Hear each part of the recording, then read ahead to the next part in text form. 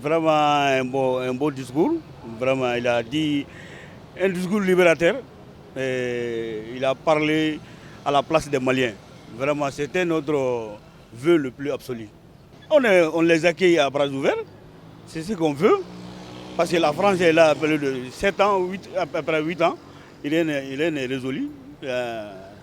L'insécurité, ça dégrade du jour au jour. On a besoin des hommes qui peuvent sauver le Mali. Vraiment. Le gouvernement, on le soutient. Les besoins réels des Maliens sont nombreux. Pratiquement aujourd'hui, on a besoin, on inspire à la paix. Vraiment la paix, aujourd'hui, nous voulons la paix.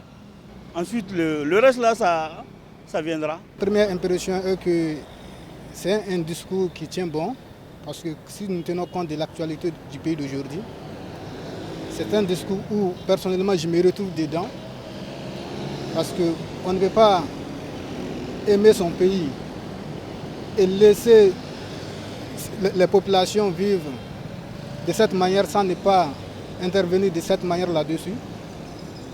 Je pense que ce discours-là est bon et salutaire, vraiment, de mon point de vue. Je pense que le Mali d'abord, c'est un pays indépendant, libre et indépendant. Si cela s'avère vrai, le peuple malien est en son plein droit de solliciter n'importe quel partenaire. Aujourd'hui, c'est avec la Russie. Demain, ça peut être avec un autre pays. Donc, l'arrivée de la société Wagner, que ce soit une société privée ou une société de la République de la Russie, c'est vrai que nous sommes un État indépendant et souverain. Nous sommes libres de choisir quel partenaire avec qui nous voulons faire avancer ce pays. Donc je pense qu'il est grand temps aujourd'hui pour le peuple malien de s'asseoir une fois de plus et réfléchir mûrement afin de trouver une solution acceptable pour tous. Il ne sert à rien de dire des belles choses ou à laquelle est-ce qu'ils font contraire à la réalité. Donc ce que le ministre a dit, c'est une pure réalité. Et moi, je l'encourage beaucoup et que les Nations Unies aussi comprennent que ça fait très très longtemps maintenant que le Mali est confronté à ce genre de difficultés. Mais seulement c'était un manque de courage de dire la vérité seulement. Qu'ils comprennent que nous aussi, on voulait s'en sortir. Qu'ils comprennent nos ministres, nos dirigeants. La transition ne dure que quelques mois seulement.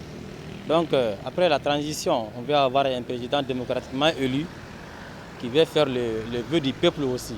Sinon, ça ne sert à rien de précipiter qu'une transition courte et qui vont aboutir encore à d'autres coups d'État. Vraiment, nous, Maliens, on ne souhaite pas ça.